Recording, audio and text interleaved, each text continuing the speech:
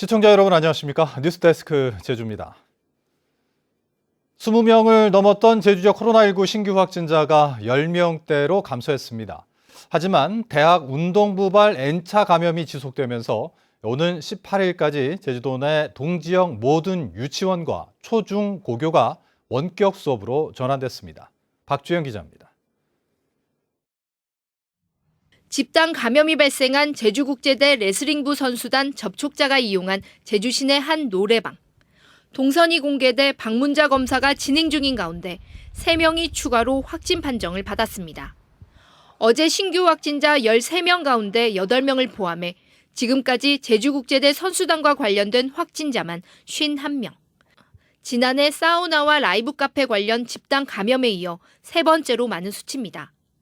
방역당국은 수시로 다른 지역을 왕래해왔던 레슬링부 확진자가 방문한 노래방과 PC방을 고리로 감염이 이어졌고 또 다른 모임 등을 통해 N차 감염이 확산된 것으로 보고 있습니다.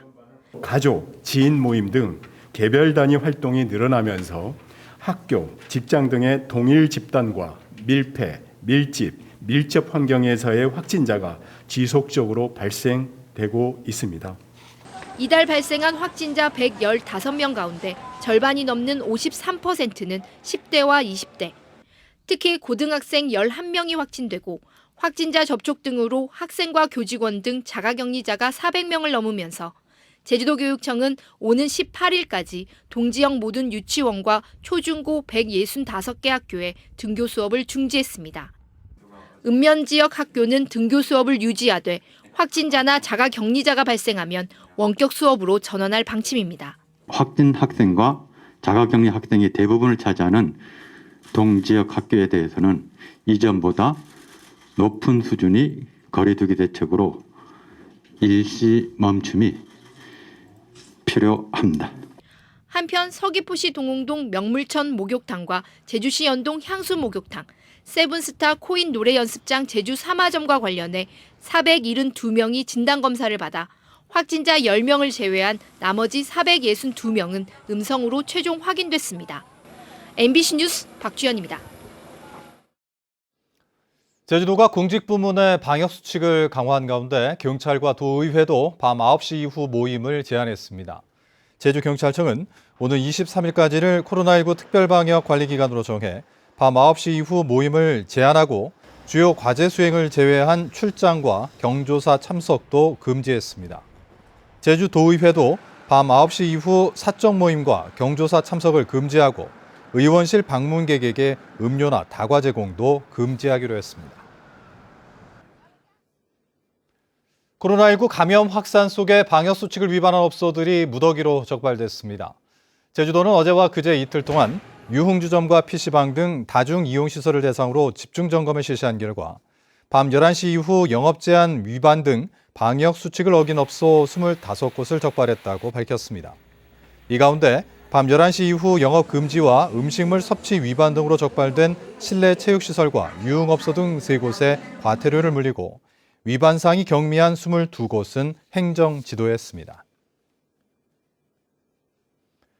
공직선거법 위반 혐의로 기소된 더불어민주당 송재호 의원에게 법원이 벌금 90만 원을 선고했습니다.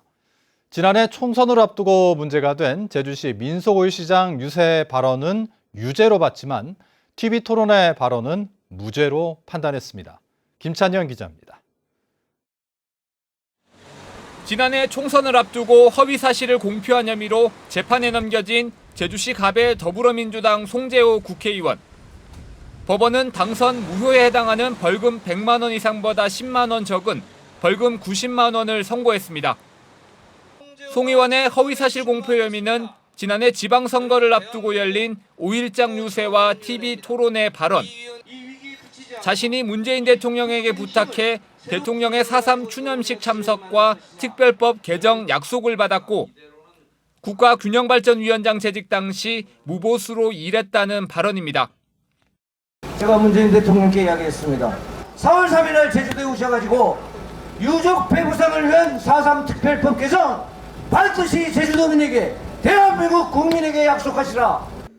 검찰은 제주 4.3과 국가원수를 선거 전략에 활용해 죄질이 불량하다며 당선 무효형인 징역 6개월을 구형했습니다. 하지만 법원은 5일장 발언이 허위 사실로 인정되고 선거의 공정성을 방해해 엄중히 다뤄야 하지만 허위 사실 정도가 약하고 지지율에 큰 변동을 끼치지 않았다며 벌금 90만 원을 선고했습니다. 국가균형발전위원장 당시 무보수로 일했다는 발언에 대해서는 송 의원이 받은 전문가 자문료는 공무원 보수 규정에 따른 보수에 해당하지 않아 명백한 허위 사실로 보기 어렵고 토론의 정황상 의도적인 허위 사실 표명으로도 볼 수 없다며 무죄 결정을 내렸습니다. 송재호 의원은 심려를 끼쳐 죄송하다며 항소 여부는 변호사와 상의해 결정하겠다고 답했습니다. 도민 여러분들께 심려를 끼쳐드려서 굉장히 죄송하지요. 또 이런 일들로 하여서 제주도나 국가를 위해서 현안들이 흔들리지 않도록 성심을 다해서 일하는 데 애쓰겠습니다. 검찰은 판결 내용을 검토해 항소 여부를 결정하겠다고 밝혔지만 징역 6개월을 구형한 만큼 항소할 것으로 보입니다. 1심 판결에 따라 송재호 의원은 의원직을 유지하게 됐지만 항소심 결과에 따라 결정이 바뀔 수 있어 앞으로 남은 재판 일정에도 관심이 쏠리고 있습니다. MBC 뉴스 김찬년입니다. 마사회 노조가 김은환 마사회 회장을 경찰에 고발하기로 했습니다.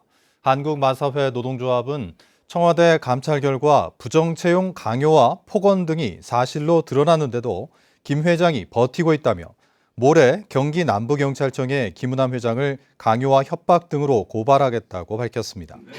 청와대는 이달 초 김 회장에 대한 감찰 조사를 벌여 측근 채용 지시 압박과 폭언 등이 확인됐다며 농림부에 조치를 요구했습니다. 제주 녹색 땅은 논평을 내고 제주도가 농사를 짓지 않는데 농지를 소유한 공직자를 가려내 해당 농지를 농지은행에 위탁하는 제도를 시행하라고 요구했습니다. 제주 녹색 땅은 고영권 정무부지사를 포함해 제주도 고위공직자 가운데 20여 명이 농지를 보유하고 있는데 실제 농사를 짓고 있는지 명확히 조사해야 한다고 주장했습니다. 제주 시내 공원지구에 대규모 아파트를 짓도록 허용하는 민간특례 개발 사업이 추진돼 환경 파괴 논란이 일고 있는데요. 제주도가 개발을 사전에 염두에 두고 건설업체로부터 땅값을 많이 받으려고 도유지의 공시지가를 올려놓았다는 의혹이 제기됐습니다. 조인호 기자입니다. 아파트 1,400여 세대가 추진되고 있는 제주시 오등봉 공원입니다. 아파트가 들어설 예정 부지에는 제주도가 2008년부터 사들인 도유지가 포함되어 있습니다. 도로가 없는 외진 땅이어서 시민들이 나무를 심는 기념 식수장이 된 뒤 장기간 방치되고 있습니다. 그런데 이 도유지는 근처의 사유지들과 비교해 최근 공시지가가 훨씬 많이 오른 것으로 확인됐습니다. 아파트 개발 계획이 발표되기 3년 전인 2016년 111%, 1년 전인 2018년에는 27% 상승했습니다. 오등봉 공원 내 전체 필지의 공시지가 상승률을 분석해보니 도유지는 2016년 평균 40.7%나 올라 다른 필지의 19.3%보다 상승률이 2배나 높았습니다. 시민단체는 제주도가 도유지의 공시지가를 올려 건설업체로부터 더 많은 보상비를 받은 뒤 아파트 분양가를 올려주려 한다고 주장했습니다. 공시지가 상승으로 많은 보상비를 받아 세수를 늘렸다고 할 수도 있지만 사업자의 편에서 아파트 분양가 인상을 이야기하는 것을 보면 마음은 콩밭에 있는 게 아닌지. 특히 제주도가 땅을 살 때 9차례에 걸쳐 필지를 쪼개서 거래 금액을 낮춰 토지주의 탈세를 도왔다고 주장했습니다. 이에 대해 제주도는 땅을 사고 공시지가가 오른 시점은 개발이 결정되기 훨씬 전이었고 땅을 쪼개서 산 것은 예산이 부족했기 때문이라고 해명했습니다. 하지만 시민단체는 제주도가 공시지가를 산정한 근거가 불투명한 데다 공시위원도 오등봉 공원의 땅을 사 이해 충돌이라며 주장해 논란은 계속될 것으로 보입니다. MBC 뉴스 조인호입니다. 제주환경운동연합은 도시공원 민간특례 사업과 관련해 성명을 내고 대안을 충분히 검토해 원래 계획대로 도시공원으로 만드는 방안을 마련하라고 요구했습니다. 제주환경운동연합은 민간특례 사업을 하지 않더라도 도시공원 조성 실시계획 인가를 받으면 일몰 시점이 5년 뒤로 유예되고 그동안 지방채를 발행해 토지를 매입할 수 있다며 제주도는 일몰제에 쫓겨 사업을 강행해야 한다는 제주시의 계획을 다시 검토하라고 촉구했습니다. 대규모 점포로 등록하지 않아 불법 영업 논란을 빚고 있는 드림타워 쇼핑몰에 대한 불매 운동에 동참해달라는 청와대 국민청원이 제기됐습니다. 제주도 소상공인연합회는 국민청원에서 대기업의 파렴치한 행태가 확산되면 우리나라 경제 근간인 자영업자들이 무너져 국민 모두에게 피해로 돌아올 수 있다며 횡포를 막아달라고 호소했습니다. 제주도 내 한 어린이집에서 집단 식중독 증세가 나타나 보건당국이 역학조사에 나섰습니다. 서귀포시에 따르면 오늘 오전 9시 40분쯤 서귀포시 지역 한 어린이집에서 원아 12명이 설사와 구토 등의 증세를 보여 병원 치료를 받았습니다.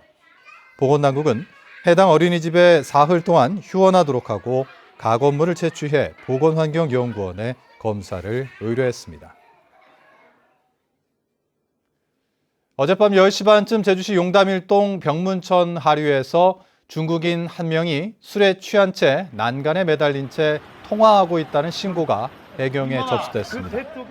해경은 10여 분 만에 현장에 도착해 36살 중국인 남성 A씨를 구조했고 조사 결과 A씨는 불법 체류 상태로 확인돼 출입국 외국인청에 인계됐습니다.